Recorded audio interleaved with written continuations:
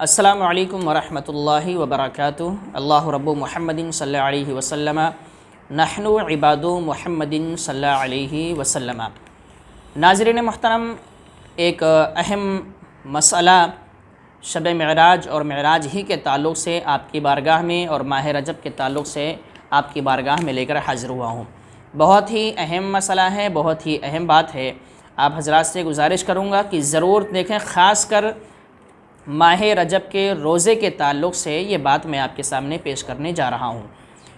ماہ رجب میں روزے کی فضیلت کیا ہے، اس کی برکت کیا ہے، تو یاد رکھیں اللہ کے رسول صلی اللہ تعالیٰ علیہ وسلم ارشاد فرماتے ہیں کہ جس شخص نے ماہ رجب کے روزے رکھے یا ماہ رجب میں روزے رکھے تو اس کو اللہ رب العزت 3 چیزیں عطا فرماتا ہے، 3 انعامات عطا فرماتا ہے، یعنی اس کی 3 چیزوں کی ذمہ داری اللہ خود اپنے ذمہ لے لیتا ہے۔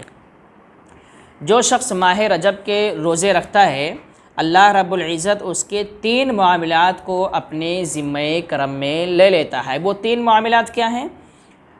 پہلی چیز یہ ہے کہ گزشتہ جتنے بھی گناہ اس سے ہو گئے ہیں جانے انجانے میں، وہ سارے گناہ بخش دیے جاتے ہیں اس شخص کے جو ماہ رجب کے روزے رکھتا ہے، سارے گناہ اس کے بخش دیے جاتے ہیں۔ اور دوسری چیز یہ ہے کہ آگے کے لیے گناہوں سے اس کی حفاظت ہوتی ہے۔ اللہ رب العزت اپنے ذمے میں یہ لے لیتا ہے کہ اس کے سارے پچھلے گناہ معاف کر دیتا ہے اور آگے اس کو گناہوں سے محفوظ کر دیتا ہے۔ یہ دوسری چیز ہو گئی۔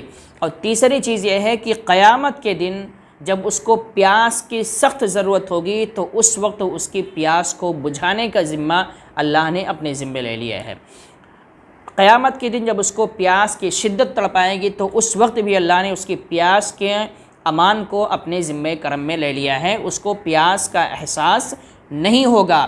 آپ جانتے ہیں کہ میدان محشر میں قیامت کے دن پیاس کی جو شدت انسان کو ہوگی وہ بڑی سخت کی شدت ہوگی، بہت سخت پیاس کی ضرورت ہوگی اور پانی کی ضرورت ہوگی۔ تو ایسے وقت میں اللہ رب العزت اس کو پیاس سے محفوظ فرمائے گا اور اس کو پیاس کی حاجت نہیں ہوگی، یا پیاس کی حاجت ہوگی تو اس کو پانی پلایا جائے گا۔ تو یہ 3 چیزیں ہوئیں جس کو اللہ رب العزت نے اپنے ذمہ کرم میں لے لیا ہے اس شخص کے لیے جو ماہ رجب کے روزے رکھتا ہے۔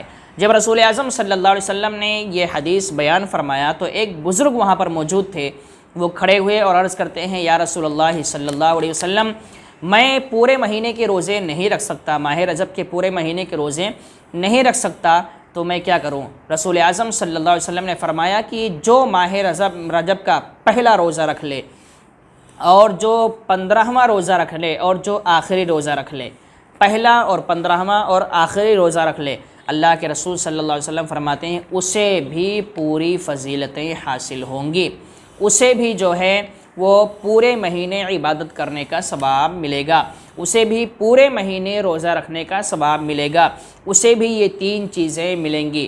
تو ہمیں اور آپ کو چاہیے کہ اس مہینے میں بھی، ماہ رجب میں بھی جس قدر ہو سکے اس قدر ہم روزے رکھیں۔